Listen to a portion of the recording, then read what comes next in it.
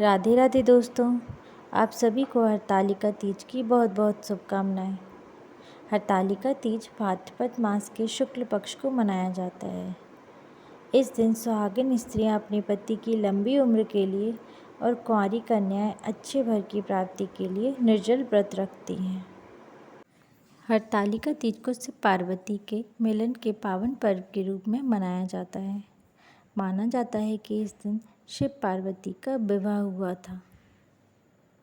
यह व्रत विशेषकर उत्तर भारत, राजस्थान, बिहार, मध्य प्रदेश में बड़ी धूमधाम से मनाया जाता है। मान्यता है कि इस दिन व्रत रखने से सौभाग्य अखंड रहता है और जीवन में सुख समृद्धि आती है। हरतालिका शब्द का अर्थ है हरित यानी हरित रंग और आलिका यानी सखी। पूजन विधि इस प्रकार है। सूर्योदय से पहले उठकर स्नान करें और व्रत का संकल्प इस प्रकार लें। मैं भगवान शिव पार्वती की कृपा हेतु हरतालिका तीज का व्रत करूँगी। इस दिन लाल, हरे या पीले रंग के वस्त्र धारण करें। पूजा थाल में फूल, बेलपत्र, धतूरा, चंदन, कपूर, रोली, अक्षत, दीपक और मिठाई, फल, जल भरें।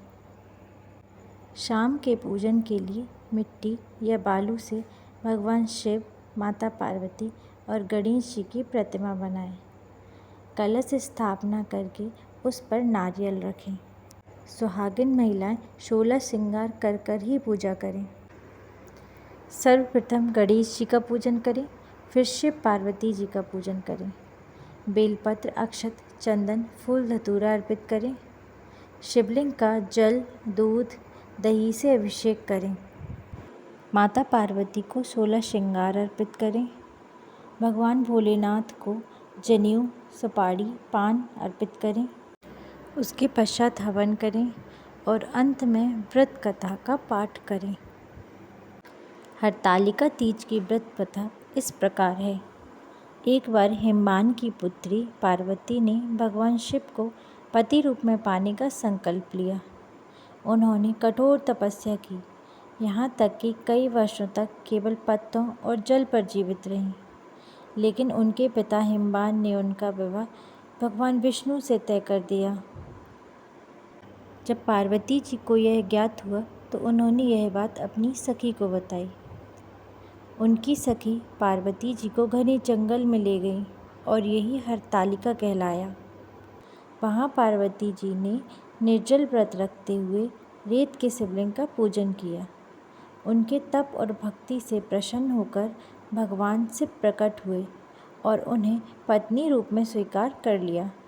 तभी से यह व्रत शिव पार्वती के अनंत प्रेम और अटूट बंधन का प्रतीक माना जाता है। कथा सुनने के बाद ओम नमः शिवाय या हर हर महादेव का कीर्तन करें। यह व्रत निर्जल और रात्रि जागरण के साथ किया जाता है। रात भर भजन, कीर्तन, शिव स्तुति या आरती करें। व्रत का पारायण अगले दिन सुबह किया जाता है।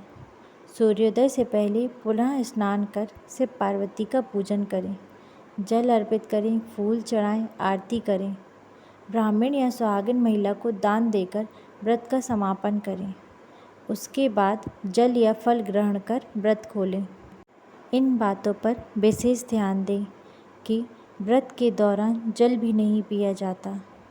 कथा सुने पढ़ें बिना व्रत अधूरा माना जाता है। सच्चे मन से शिव पार्वती का ध्यान करना ही सबसे बड़ा नियम है। इस व्रत को विधि विधान से करने पर पति की आयु लंबी होती है, अविवाहित कन्याओं को मनचाहा वर मिलता है और जीवन में सुख, समृद्धि एवं सौभाग्य स्थिर रहता है। हरियाली तीज केवल व्रत ही नहीं, यह भक्ति, प्रेम और समर्पण का उत्सव है।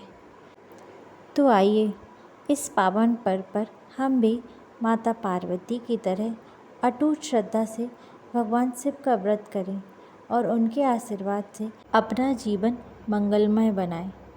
हर हर महादेव, जय भोलेनाथ।